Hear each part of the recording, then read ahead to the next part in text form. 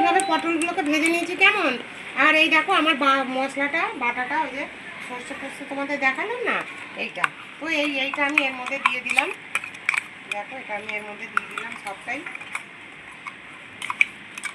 আমি এর মধ্যে দিয়ে দেবো। আর এই মিক্সারে বাটিটা ধুয়ে সামান্য একটু জল দেবো, বেশি জল দেবো না কেমন। তো দেখো আমি সামান্য একটু চিনি দিলাম, পটল তো একটু মিষ্টি মিষ্টি ভাল লাগে, এই সামান্য একটু আমি চিনি দেবো আর একটু নুন দেবো। এই যে পরিমাণ মতো একটু নুন দিলাম, বেশি নুন দেবো না, কারণ কি এটা তো মাখা মাখা হবে ওই জন্য। আর আমি এতে তেল দিয়ে দিলাম, এই দেখো আমি 2 কলা তেল দিয়ে দিলাম কেমন। এই দেখো 2 কলা আমি তেল দিয়ে দিলাম, দিয়ে এটাকে আমি ভালো করে মেখে নেব। এই দেখো এইভাবে আমি মেখে নিলাম ভালো করে। দেখো দেখে মনে হচ্ছে এমনিই খেয়ে নি, বলো এত সুন্দর হয়েছে দেখতে। দেখো কি সুন্দর, যেন মনে হচ্ছে ইলিশ মাছের পিস। তো দেখো আমি এই মশলাটা এই বাটিটা সামান্য ধুয়ে আমি একটুখানি জল দেবো, কারণ বাটিটাতে আমার অনেকটা মশলা লেগে রয়েছে কেমন।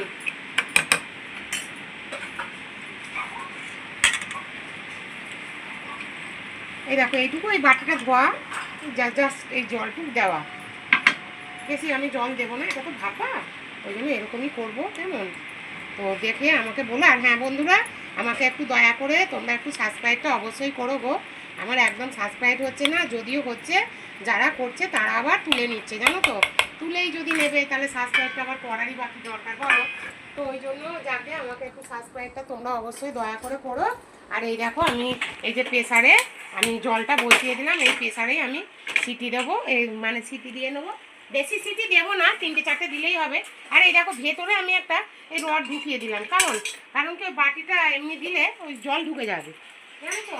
ওই জন্য সামান্য একটু এই দেখো প্রেসারে আমি সামান্য একটু জল দিয়ে দেবো, বেশি জল দেবো না, কারণ ফুটে ফুটে আমার এই ভাপাটাই উঠে যাবে। তো এই দেখো আমি এটা এরকম করে আমি বসিয়ে দিলাম, দিয়ে আমি এই প্রেসারে সিটিটা লাগিয়ে দেবো দেখো। হ্যাঁ, তো এবারে আমি এরকম করে এই সিটিটা দিয়ে দেবো, 3 4টে সিটি হলেই হয়ে যাবে। তো চলো সিটিটা হোক, তোমাদের দেখাবো।